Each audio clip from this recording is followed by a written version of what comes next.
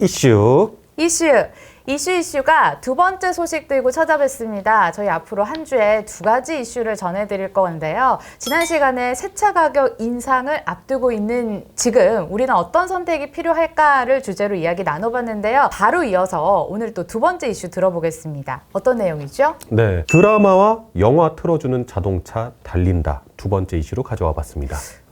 차에서 드라마랑 영화 보는 거는 네. 뭐 이미 지금도 충분히 많이 하고 있고요. 네네. 내비게이션 2분할로 해가지고 밑에는 영상 보고 내비게이션 보면서 지금도 달리고 있거든요. 네. 이거 새로운 이슈인가요? 그러니까 보통 스마트폰으로 이렇게 하시잖아요. 약간 팔 떨어질 것처럼. 네.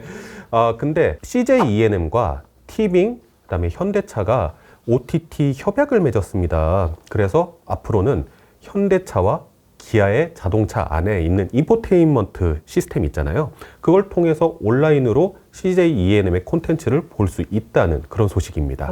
현대차가 그동안 정말 이색적인 만남을 많이 했잖아요. 로봇 기업과의 만남도 상당히 파격적이었고 네. 그다음에 UAM 사업을 한다고 해서 뭐 항공업체랑 또의 만남도 이색적이었는데 네네. 그러고 보니까 OTT 업체와의 만남도 굉장히 색다르게 다가온 것 같아요. 그렇죠. 아마 우리 시청자 여러분들은 OTT 업체가 뭘까 싶으시겠지만 쉽게 생각하시면 됩니다. 우리가 평소에 많이 보는 넷플릭스, 왓챠, 웨이브 이런 걸 OTT라고 하는데요.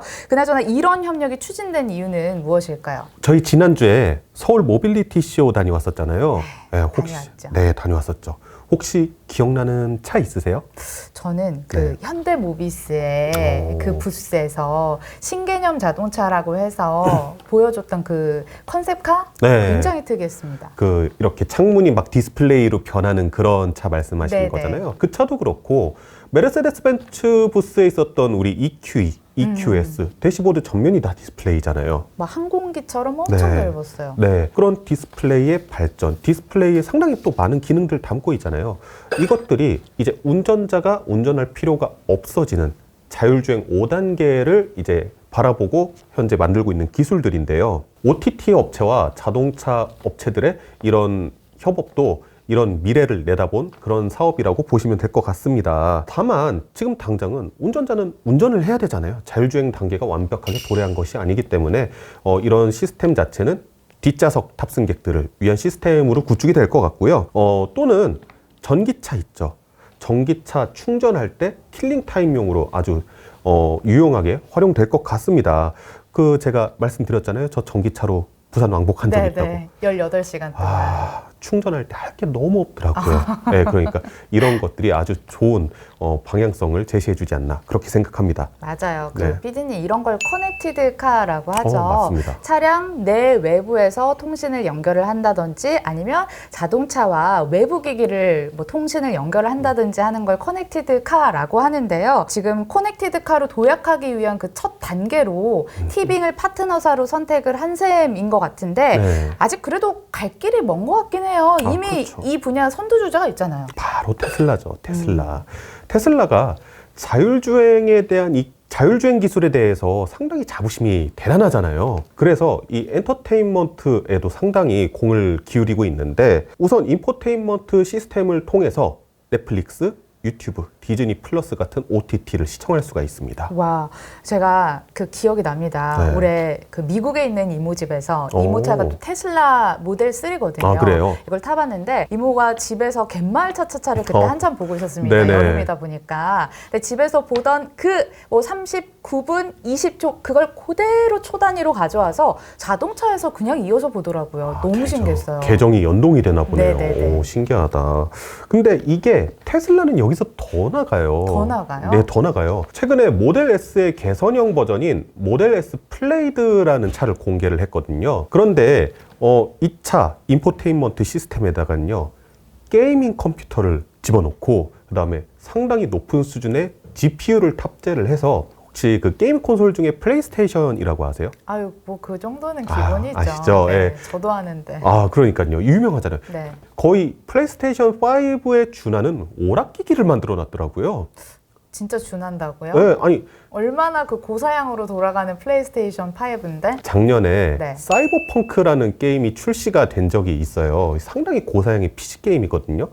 이거를 테슬라의 인포테인먼트 시스템으로 플레이하는 영상을 게재를 해버리더라고요. 이런 고민은 비단 테슬라뿐만이 아니죠. 완전 자율주행이 되면은 이 자동차라는 공간을 어떻게 소비할 것인가, 아마 많은 자동차 브랜드들이 고민하고 있을 것 같습니다.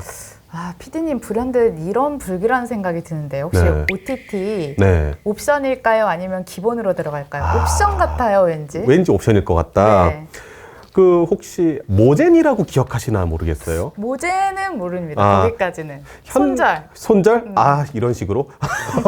현대차에서 옛날에 내비게이션 시스템, 막 모젠 시스템 해가지고, 내비게이션을 이거 업데이트 하려면 이 시스템 가입해서 유료로 내비게이션 업데이트하고 막 그랬었어요. 아, 네. 아, 갑자기 그때 시절이 뭐 아련하게 막 떠오르기도 하는데, 이 서비스가 아무래도 상용화돼 봐야지 알겠지만은, 지금 현재 이런 자율주행 시대에 맞춰서 콘텐츠 업계랑 상당히 손을 잡고 이러고 있는 시점이기 때문에 아마 무료로 기본으로 제공하지 네. 않을까, 좀 저는 그렇게 조심스럽게 추측을 해봅니다. 네, 또 궁금해지는 게 OTT 플랫폼을 만들어서 차량에 집어넣는 건 뭐 금세 할 수 있을 것 같아요. 그렇게 어려운 기술도 아닐 것 같고. 네네. 근데 이게 또 당장 실현하기에는 걸림돌이 있다면서요? 아, 그렇죠. 일단은 운전자도 이 영상을 같이 보기 위해서는 완벽한 자율주행 기술이 일단 만들어져야 되겠죠. 아빠도 소외가 안 되려면. 또 그렇죠. 운전자만 지금 소외되는 분위기잖아요. 그렇죠. 그러니까 일단 이런 기술의 완성이 우선이 돼야 될 것이고요. 그 다음에는 제도적인 부분도 좀 개선이 돼야 되겠죠. 그 도로교통법 49조 11항에 보면은요, 이런 조항이 있는데요. 네. 자동차 운전 중에는 방송 등 영상물을 수신하거나 재생하는 장치를 통하여 운전자가 운전 중 볼 수 있는 위치에 영상이 표시되지 아니하도록 할 것. 이게 무슨 말이냐면요. 운전자가 운전 중에 영상을 시청한다. 이거 불법입니다. 당연하게도. 옛날에 경찰이 단속하고 그랬어요. 그쵸. 단속 많이 했죠.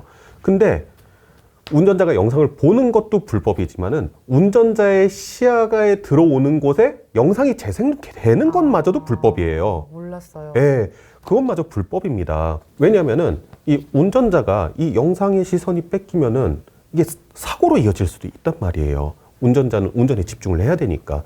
그러니까 운전자가 집중하지 않아도 될 때, 즉 운전이라는 행위 자체가 사라질 때, 그때가 되면은 이러한 서비스들이 본격적으로 활발해질 수 있겠죠. 완전 자율주행의 시대가 오면은 그 인간의 실수가 오히려 없어지기 때문에 교통사고가 현저히 줄어들 것이라고 합니다.